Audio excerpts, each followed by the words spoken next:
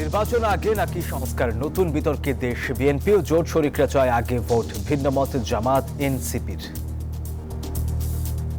সেখানে আমরা naturally election একটা মহাযজ্ঞ, সেখানে আমাদের কাছে মানুষের কাছে যেতে হবে, পজিটিভ জিনিসটা নিয়ে যাবো আমরা।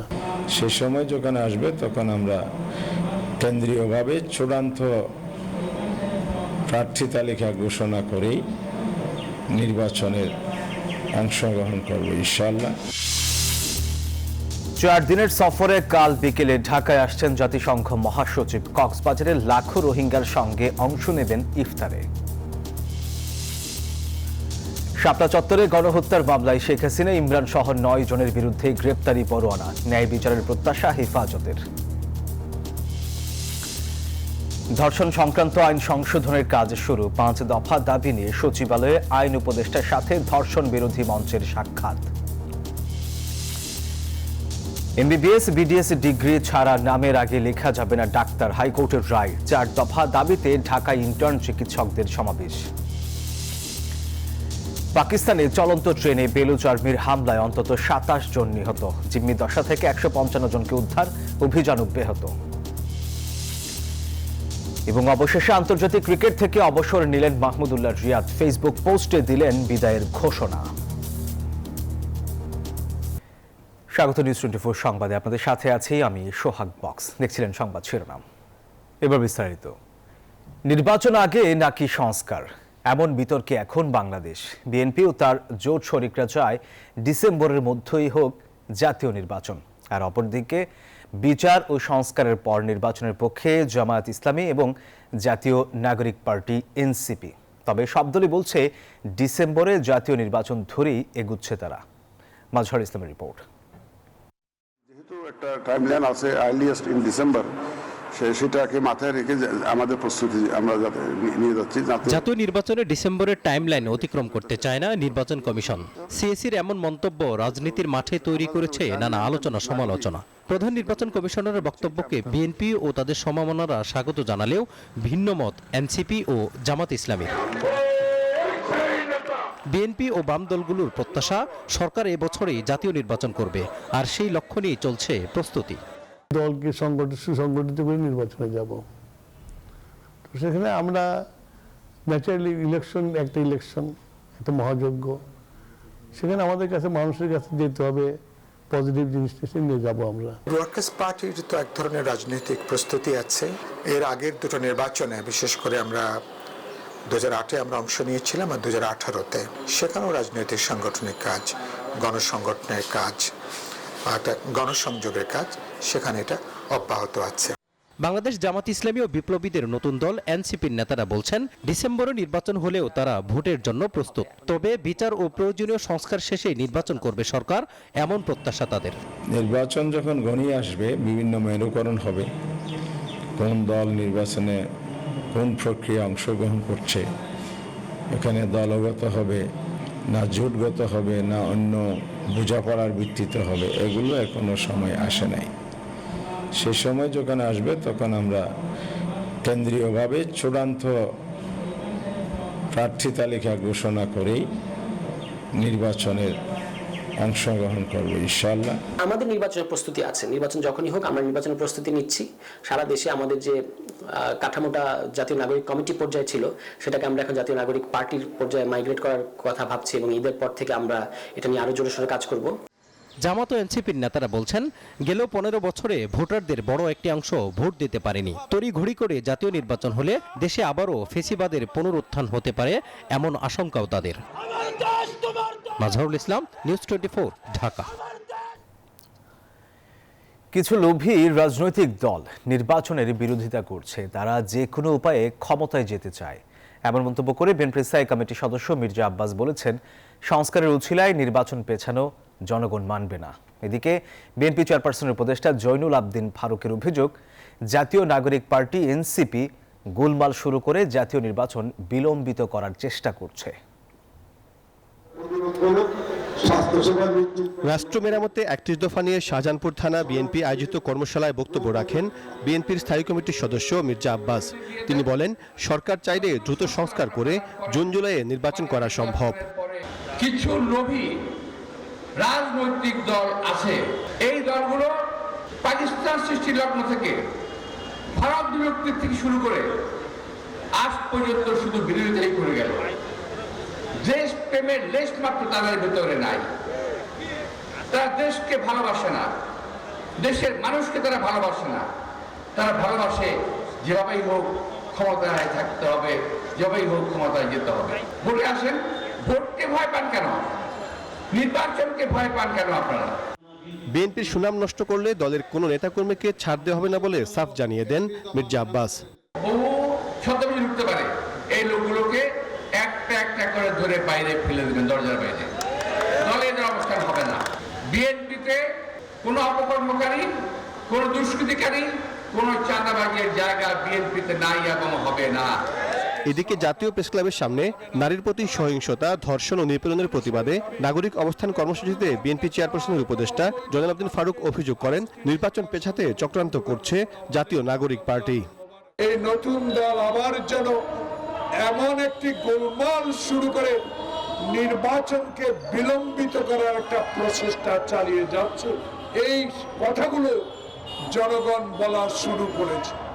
দেশের সংকট উত্তরণে অবিলম্বে জাতীয় নির্বাচনের রোডম্যাপ ঘোষণা করতে প্রধান উপদেষ্টার প্রতি আহ্বান জানান তিনি। জনগণের দাবি। সাইফুল ইসলাম, নিউজ 24, ঢাকা। 4 দিনের সফরে কাল বাংলাদেশ সফরে আসছেন জাতিসংঘের মহাসচিব অ্যান্টনিও গুতেরেস। বুধবার বিকেলে সমসাময়িক ইস্যু নিয়ে ফরেন সার্ভিস একাডেমিতে সংবাদ সম্মেলনে কথা জানান প্রধান উপদেষ্টার প্রেস উইং। উপপ্রেস সচিব আবুল কালাম আজাদ মজুমদার বলেন, আগামীকাল বিকেল 5টায় বাংলাদেশের মাটিতে পা রাখবেন জাতিসংঘের মহাসচিব। 14 মার্চ রোহিঙ্গা ক্যাম্প পরিদর্শনে যাবেন তিনি। ওই দিন 1 লাখ রোহিঙ্গার সঙ্গে অ্যান্টনিও গুতেরেস এবং প্রধান উপদেষ্টা ডক্টর ইউনুস ইফতার করবেন। পরের দিন 15 মার্চ ঐকমত্য কমিশনের সঙ্গে বৈঠক করবেন জাতিসংঘ মহাসচিব। Interim government led by professor Mohammad Yunus নতুন করে এফার্ট নিয়েছে যে কিভাবে রোহিঙ্গা ক্রাইসিসটা পুরো গ্লোবাল ম্যাপে নিয়ে আসতে। আমাদের দৃঢ় বিশ্বাস ওনার এই সফরের ফলে রোহিঙ্গা ক্রাইসিসটা আবার গ্লোবাল ডিসকাশনে আসবে। শাপলা চত্বরে গণহত্যার অভিযোগে মামলায় সাবেক প্রধানমন্ত্রী শেখ হাসিনা, ইমরান সরকার সহ 9 জনের বিরুদ্ধে গ্রেফতারি পরোয়ানা জারি করেছে আন্তর্জাতিক অপরাধ ট্রাইব্যুনাল। বুধবার ট্রাইব্যুনাল এ আদেশ দেন। আর ন্যায় বিচারের প্রত্যাশা হেফাজত ইসলামের। 2013 সালের 5ই মে মতিঝিলে হেফাজতে ইসলামের সমাবেশ শেখ হাসিনা সরকারের আতঙ্কের কারণ হয়ে দাঁড়ায়। তাদের থামাতে রাতের অন্ধকারে অসংখ্য নিরপরাধ আলেমকে নৃশংসভাবে হত্যা করে বলে অভিযোগ হেফাজতে ইসলামের। সেই ঘটনাকে নানাভাবে ধামাচাপা দিয়ে রাখলেও রাজনৈতিক পট পরিবর্তনের পর গত 27 নভেম্বর শেখ হাসিনা সহ 50 জনের বিরুদ্ধে ট্রাইব্যুনালে অভিযোগ দায়ের করে হেফাজতে ইসলাম। বুধবার শুনানি শেষে শেখ হাসিনা সহ 9 জনের বিরুদ্ধে গ্রেফতারি পরোয়ানা জারি করে ট্রাইব্যুনাল। প্রসিকিউশন বলছে, এই ঘটনায় আইন শৃঙ্খলা বাহিনীর বহু সদস্য জড়িত। তাদেরকে কবর দেওয়া হয়েছে অজ্ঞাতনামা কবরে, তাদের সংখ্যা নিরূপণ করতে দেওয়া হয় নাই। বাংলাদেশের প্রতিবাদের যে সর্বশেষ একটা আশার প্রদীপ ছিল যে ধর্মীয় সংখ্যা গরিষ্ঠ যে সমস্ত সম্প্রদায়, তারা তাদের ধর্মীয় অধিকারের ব্যাপারে যে সোচ্চার ছিল এই তদানীন্তন ফ্যাসিস্ট সরকারের বিরুদ্ধে, তা কিন্তু চিরতরে স্তব্ধ করে দেওয়া হয়। আগামী 12ই মে তদন্ত প্রতিবেদন জমা দেওয়ার নির্দেশ দিয়েছেন ট্রাইব্যুনাল। এদিকে শাপলা চত্বরের গণহত্যার স্বচ্ছ তদন্ত ও ন্যায় বিচারের প্রত্যাশা করছে হেফাজতে ইসলাম। বিগত সময়ে আমরা কথা বলতে পারি নাই, আমাদের শহীদদের লাশ নিয়ে আমরা জানাজা পড়তে পারি নাই, আমাদের শহীদ পরিবারদেরকে এমনভাবে বিত্তসন্ত্রস্ত করা হয়েছে, ভয় এবং সৃষ্টি করা হয়েছে যেন তারা কথা না বলে, মিডিয়ার সামনে আইনের সামনে যেন তারা কথা না বলে। গ্রেফতারি পরোয়ানা জারি হওয়া 9 জনের মধ্যে আটক 4 জনকে গ্রেফতার দেখানো হবে। পলাতক বাকি 5 জনকে ধরতে তৎপরতা চালাবে আন্তর্জাতিক অপরাধ ট্রাইব্যুনাল। মাহমুদুল হাসান, নিউজ 24, ঢাকা। শিক্ষা প্রতিষ্ঠানগুলোতে অস্ত্র, রক্ত আর লাশের মিছিল দেশবাসী আর দেখতে চায় না। বুধবার রাজধানীর পল্টনে বাংলাদেশে ইসলামী ছাত্র শিবির আয়োজিত ইফতার মাহফিলে এই মন্তব্য করেন জামায়াত ইসলামের আমির ডক্টর শফিকুর রহমান। এ সময় শিবির সভাপতি বলেন, জুলাই আন্দোলনে সবার অবদানকে মর্যাদা দিতেই কারো তালিকা প্রকাশ করেনি ছাত্র শিবির। এ সময় পুলিশের উপর প্রকাশ্যে হামলার প্রতিবাদ জানিয়ে শিবির সভাপতি বলেন, যাদের কারণে ফ্যাসিস্ট মাথা চাড়া দিয়ে উঠছে সেই শাহবাগীরা আবারও জেগে উঠেছে। তাদের যে কোনো ষড়যন্ত্র রুখে দেওয়ার আহ্বান জানান ইসলামী ছাত্র শিবির সভাপতি জাহিদুল ইসলাম। ইফতার মাহফিলে বিভিন্ন রাজনৈতিক নেতৃবৃন্দ সহ বিশিষ্টজনরা উপস্থিত ছিলেন। জুলাই অভ্যুত্থান স্পিরিটকে ধারণ করে আমরা একটি নতুন বাংলাদেশ বিনির্মাণের জন্য কাজ করছি। বিগত ফ্যাসিস্ট আমলের ছাত্র রাজনীতি নিয়ে শিক্ষার্থীদের মাঝে যে একটি মানসিক ট্রমা তৈরি হয়েছে, সেই ট্রমা কাটিয়ে ওঠা এবং ছাত্র রাজনীতির গুণগত সংস্কার করার জন্য শিক্ষা এবং শিক্ষার্থী বান্ধব হিসেবে প্রতিষ্ঠা করার জন্য আমরা কাজ করে যাচ্ছি। আমরা আমাদের শিক্ষা প্রতিষ্ঠানগুলোকে আদর্শ চরিত্রবান দেশপ্রেমিক নাগরিক তৈরির কারখানায় আমরা পরিণত করতে পারিনি। উপরন্তু আমরা লক্ষ্য করেছি শিক্ষা প্রতিষ্ঠানে অস্ত্র, রক্ত এবং লাশের মিছিল। দেশবাসী এরকম হৃদয় বিদারক দৃশ্য আর দেখতে চায় না। এই ঈদের খুশিতে ডুডলস কিনলেই পাচ্ছেন হালিম মিক্স ও স্টিক নুডলস ফ্রি। নুডলস খান নাই তো নুডলসই খান নাই। ধর্ষণের মামলা দ্রুত বিচারে শুরু হলো আইন সংশোধনের কাজ। 2-1 দিনের মধ্যে খসড়ার কাজ শেষ করে চূড়ান্ত অনুমোদনের জন্য উত্থাপন করা হবে বলে জানিয়েছেন আইন উপদেষ্টা। সচিবালয়ে ধর্ষণ বিরোধী মঞ্চ 5 দফা দাবি নিয়ে দেখা করলে এই কথা বলেন তিনি। বলেন, যারা ধর্মের অপব্যাখ্যা দিয়ে নারী নিপীড়ন করছে তাদের ব্যাপারে জিরো টলারেন্স। মাগুরায় শিশু ধর্ষণ, পটুয়াখালীতে গণধর্ষণ, ঢাকা বিশ্ববিদ্যালয়ে শিক্ষার্থীকে হেনস্থা সহ সম্প্রতি দেশ জুড়ে অরাজক পরিস্থিতি। দোষীদের শাস্তির দাবিতে দেশের বিভিন্ন স্থানে চলছে প্রতিবাদ সমাবেশ। 10 মার্চ রাজু ভাস্কর্য থেকে সমাবেশ শুরু করে ধর্ষণ বিরোধী মঞ্চ। এর 2 দিন পর আইন উপদেষ্টার কাছে 5 দফা দাবি নিয়ে সচিবালয়ে আসেন 28 জনের প্রতিনিধি দল। তাদের দেয়া 1 মাসের মধ্যে ধর্ষণের বিচার শুরু ও 3 কার্য দিবসের মধ্যে ট্রাইব্যুনাল গঠনের দাবিকে যৌক্তিক মনে করছেন আইন উপদেষ্টা। আমরা একটা ড্রাফট আইন করেছি, এই আইনটা আমরা আজকে সার্কুলেট করছি কিছু কিছু স্টেক হোল্ডারের কাছে। যত দ্রুত সম্ভব আমরা এই আইনটা কঠোরভাবে প্রণয়নের মানে আইনটা কঠোর করার চেষ্টা করব, যাতে ধর্ষণের মামলার বিচার শুধু দ্রুত না এবং বিচারটা যেন নিশ্চিত হয় এবং যথাযথ যেন বিচার হয়। আসামি যারা আছে মাগুরার ঘটনায় তাদের অলরেডি ডিএনএ স্যাম্পল কালেক্ট করেছে গতকাল। কোনো রকম কাল বিলম্ব না করে দ্রুত এবং ন্যায় বিচার যেন করা হয়, সেই লক্ষ্যে আমাদের একটা বিশেষ নজরদারি থাকবে। ধর্মের অপব্যাখ্যা দিয়ে নারী নিপীড়নের বিরুদ্ধে সরকার জিরো টলারেন্স বলেও জানান আইন উপদেষ্টা। বলেন, মোরাল পুলিশিং এর দায়িত্ব সরকার কাউকে দেয়নি। যেভাবে ধর্মের অপব্যাখ্যা দিয়েও তাদের উপর আক্রমণ করা হচ্ছে, আমরা এটার বিরুদ্ধে জিরো টলারেন্স নীতি গ্রহণ করেছি। এর আগে আপনারা দেখেছেন আমাদের সরকারের পক্ষ থেকে বলা হয়েছে যে আমরা কোনোভাবেই কোনো অজুহাতে কোনো রকম মরাল পুলিশিং করার দায়িত্ব কোনো নাগরিককে দেওয়া হয়নি। বাংলাদেশের কোনো আইনে অধিকার কাউকে দেওয়া হয় নাই। আইন উপদেষ্টার সাথে আলোচনায় আশ্বস্ত হয়ে ধর্ষণ বিরোধী মঞ্চ তাদের আন্দোলন সমাবেশ স্থগিতের ঘোষণা দিয়েছেন। নির্দিষ্ট সময়ের মধ্যে তাদের দাবির যথাযথ কার্যক্রম হচ্ছে কিনা তা পর্যবেক্ষণ করতে চায় ধর্ষণ বিরোধী মঞ্চ। শুধুমাত্র 5টা দাবি যদি যথাযথ বাস্তবায়ন হয় তাহলে বাংলাদেশের ধর্ষণের হার অনেক বেশি কমিয়ে আনা যাবে এবং যে আইনি ফাঁকফোকরগুলো আছে সেগুলোকেও অনেক বেশি কাটিয়ে ওঠা যাবে। সুতরাং আজকের স্যার আমাদের সাথে যেভাবে আলোচনা করেছেন আমরা আপাতত আশ্বস্ত হয়েছি। এদিকে রাজধানীতে ধর্ষণ বিরোধী পদযাত্রায় পুলিশের উপর হামলার ঘটনায় 12 জনের নামে রমনা থানায় মামলা করা হয়েছে। শানাজি ইয়াসমিন, নিউজ 24, ঢাকা। মাগুরায় ধর্ষণের শিকার শিশুটির শারীরিক অবস্থার সামান্য উন্নতির কথা 2 দিন আগে শোনা গেলেও ফের তার অবস্থার অবনতি হয়েছে বলে জানিয়েছেন প্রধান উপদেষ্টার প্রেস সচিব শফিকুল আলম। শিশুটির জন্য সবার কাছে দোয়া চেয়ে তিনি বলেন, শিশুটির শারীরিক অবস্থার আরও অবনতি হয়েছে। তার কন্ডিশন আরো ডিটোরিয়েট করেছে। আজকে তার সিজিএস মানে কমা level has come down to. আমাদের ডাক্তাররা সিএমএইচ এর তারা প্রাণান্তর চেষ্টা করছেন। আমরা আপনাদের কাছে আমরা সবাই মিলে প্রার্থনা করি। মাগুরায় 8 বছরের শিশু ধর্ষণের দ্রুত বিচার সহ নানা দাবিতে মানববন্ধন করেছে গণ কমিটি। মাগুরা জেলার উদ্যোগে বুধবার সকাল 11টায় চৌরঙ্গি মোড়ে এই মানববন্ধন কর্মসূচি পালন করেন তারা। এ সময় ধর্ষণের দ্রুত বিচার, মাগুরা মেডিকেল কলেজ বাতিলের পাঁয়তারা বন্ধ, মব ভায়োলেন্স বন্ধ করা সহ দেশের আইন শৃঙ্খলা পরিস্থিতি উন্নতির জন্য সরকারের প্রতি কঠোরভাবে আইন প্রয়োগ করার দাবি জানান বক্তারা।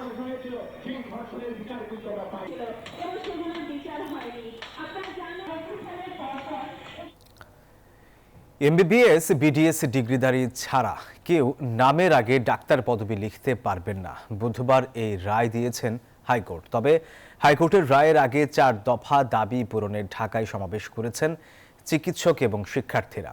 বিস্তারিত প্রতিবেদনে।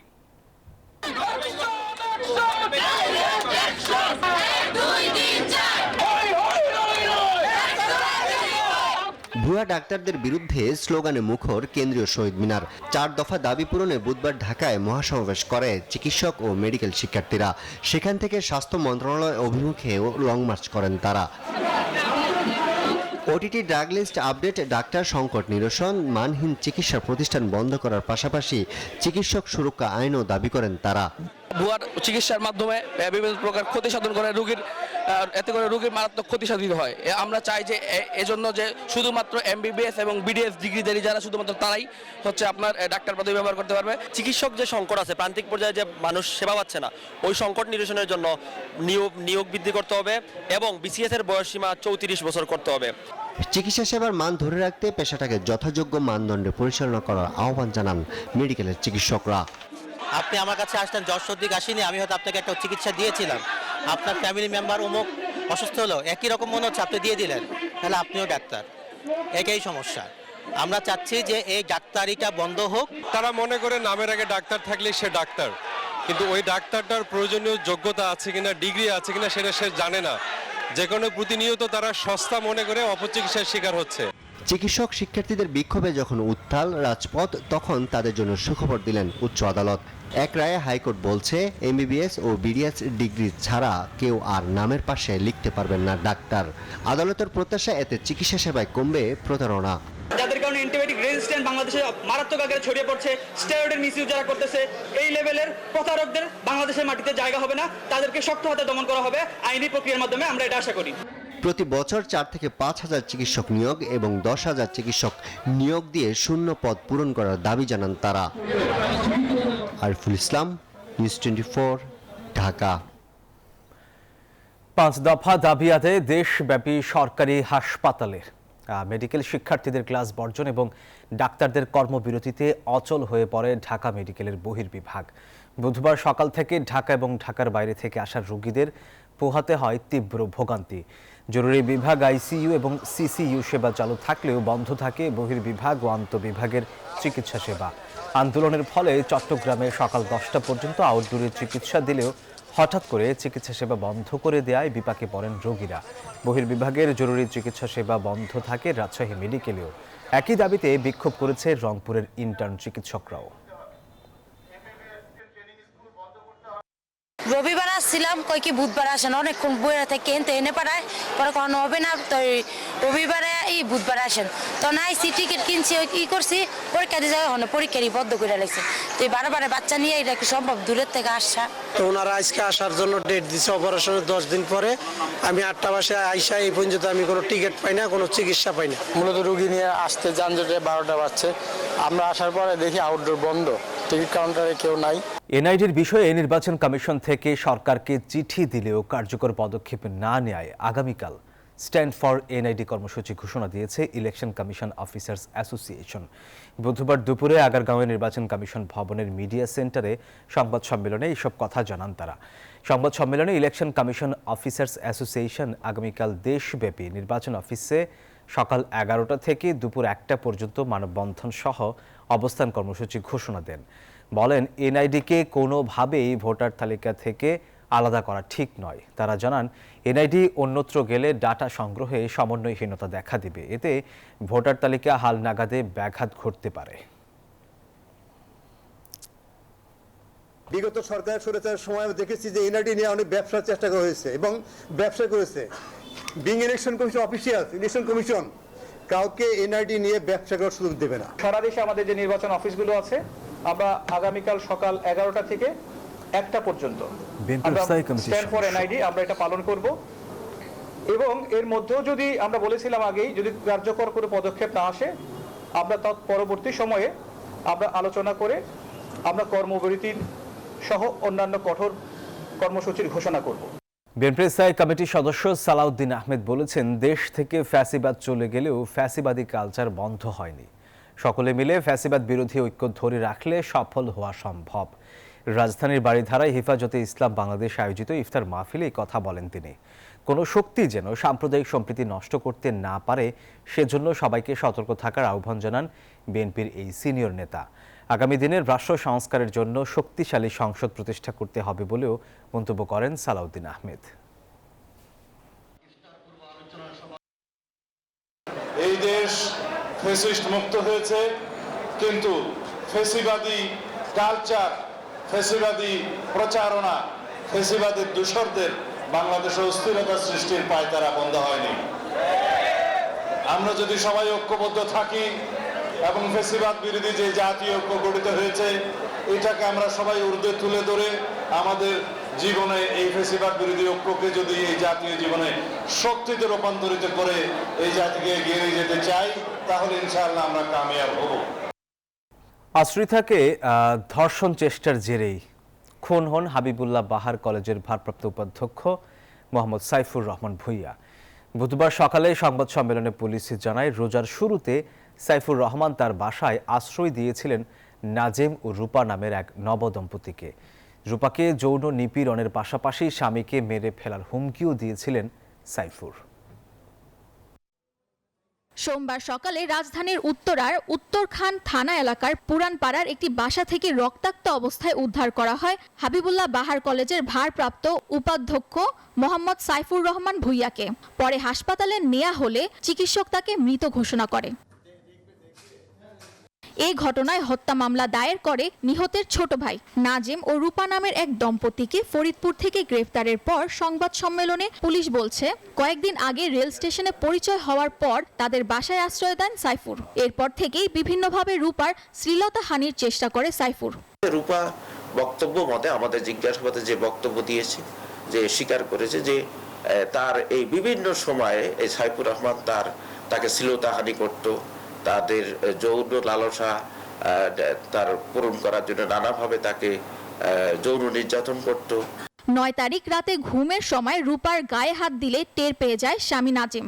এরপরেই ধস্তাধস্তি হয় তাদের মধ্যে। এক পর্যায়ে রূপা এবং নাজিম সাইফুরকে বটি দিয়ে কুপিয়ে জখম করে বাথরুমে আটকে রেখে পালিয়ে যায়। নাজিম বা রূপার বক্তব্য মতে যে তার শরীরের উপরেই হচ্ছে আপনার সাইফুর রহমান ভূঁইয়া, তখন তাকে কোপানো শুরু করে এই বটি দিয়ে, মাথার এই খুলিতে অনেকগুলো কোপ রয়েছে। এরপর যে ঠেকাতে যাচ্ছিল তার হাতের অনেকগুলো কোপ রয়েছে, অনেকগুলো কোপ খেয়েছে শরীর বিভিন্ন জায়গায়। আমরা দুজন আসামিকেই আমরা বিজ্ঞ আদালতে প্রেরণ করেছি। তারা সিআরপিসি 164 ধারায় জবানবন্দি দেবে, স্বীকারোক্তি প্রদান করবে। নিহত সাইফুর রহমান তার স্ত্রী নিয়ে থাকতেন শান্তিনগরের একটি বাসায়। কয়েক মাস আগে উত্তরখানে বাসা ভাড়া নিয়ে একা থাকা শুরু করেন উপাধ্যক্ষ সাইফুর রহমান। সামিয়া মাহতাব রোজা, news 24, Dhaka. Beximco group of কোম্পানিকে নিজস্ব ব্যবস্থাপনায় চলার অনুমতি দিয়ে রায় দিয়েছেন হাইকোর্ট। পাশাপাশি এই গ্রুপটিতে রিসিভার নিয়োগ আদেশের প্রয়োজনীয়তা না থাকায় তা প্রত্যাহার করেছেন আদালত। এক রিটের চূড়ান্ত শুনানি শেষে বিচারপতি ফারাহ মাহবুব ও বিচারপতি দেবাশিস রায় চৌধুরীর সমন্বয়ে গঠিত হাইকোর্ট বেঞ্চ বুধবার এই রায় দেন। রায়ে বলা হয়েছে, বেক্সিমকো গ্রুপকে দেশের প্রচলিত আইন বিধিবিধান যথাযথভাবে মানতে হবে এবং বাংলাদেশ ব্যাংক সহ সংশ্লিষ্ট সংস্থার তদারকি থাকবে। বেক্সিমকো গ্রুপের খেলাপি ও শ্রেণীকৃত ঋণ আদায়ে প্রয়োজনীয় পদক্ষেপ নিতেও নির্দেশ দিয়েছেন আদালত। এবার জমজমাট আন্তর্জাতিক কনভেনশন সিটি বসুন্ধরায় আয়োজিত পুরান ঢাকার ইফতার বাজার। নভেম্বরের মতো এবারও মুঘল ও শাহী খাবারের সমারোহ নিয়ে আইসিসিবিতে ভোজন রসিকদের অন্যতম আকর্ষণ পুরান ঢাকার ঐতিহ্যবাহী ইফতার সামগ্রী। পুরান ঢাকার বাহারি ইফতার ঝামেলামুক্তভাবে নগরের উত্তরের মানুষের কাছে পৌঁছে দিতেই এই আয়োজন করেছে আইসিসিবি। রাজধানীতে রমজানের ইফতার মানেই খেজুর আর শরবত নয়, চাই বাহারি আয়োজন। আর সেই আয়োজনেই জমে উঠেছে আইসিসিবির এই বিশেষ ইফতার বাজার। এখানে নতুন ঢাকার মানুষ পাচ্ছেন পুরাতন ঢাকার ঐতিহ্যবাহী ইফতার, সাথে আধুনিক খাবারের স্বাদ। মুখরোচক নানা খাবারের মধ্যে রয়েছে কাচ্চি, হালিম, কাবাব, টার্কিশ পরোটা, কিমা পরোটা সহ জাফরানি জিলাপি, এবং এই খাবারের পাশাপাশি রয়েছে নানান শরবতের সমারোহ। যানজট ও কোলাহলমুক্ত পরিচ্ছন্ন পরিবেশে পুরন ঢাকার বিকল্প হিসেবে জনপ্রিয়তা পাচ্ছে আইসিসিবিতে জমে ওঠা ইফতার বাজার। নান, রুটি, তারপর হচ্ছে রুমালি রুটি খুবই ভালো লাগে, লেগ রোস্ট তো খুবই। ফার্স্ট টাইম আসছি তো আমার ধারণা ছিল না, কিন্তু এসে দেখলাম ভালোই সুন্দর আয়োজন। অনেক ভালোই লাগে, অনেক ভালো লাগে। ধন্যবাদ জানাই এরকম একটা পরিবেশ বসুন্ধরা গ্রুপ আমরা যারা রোজদার থাকি সারাদিন পরে ইফতারের জন্য করে দিচ্ছে। নতুন ঢাকার মানুষের কাছে পুরাতন ঢাকার ঐতিহ্যবাহী এসব মুখরোচক খাবার তুলে দিতে পেরে খুশি আয়োজকরাও। গতবারের তুলনায় এবার আরও বেশি সাড়া পেয়েছি এবং ক্রেতাদের খুবই চাহিদা আমাদের ফুড আইটেমগুলির উপরে। আমরা এখানে বেশি চাহিদার কারণ হচ্ছে আমাদের এখানে কাবাব আইটেমগুলি আমরা নতুনত্ব এনেছি কিছু। শাহী ও মুঘল ইফতারির পসরার এই আয়োজন চলবে 27 রমজান পর্যন্ত। 20টি স্টল নিয়ে প্রতিদিন দুপুর 3টা থেকে সন্ধ্যা 7টা পর্যন্ত চলবে এই ইফতার বাজার। আব্দুল্লাহ মামুন, নিউজ 24, ঢাকা। দর্শক, এই ছিল সংবাদে। ধন্যবাদ সবাইকে।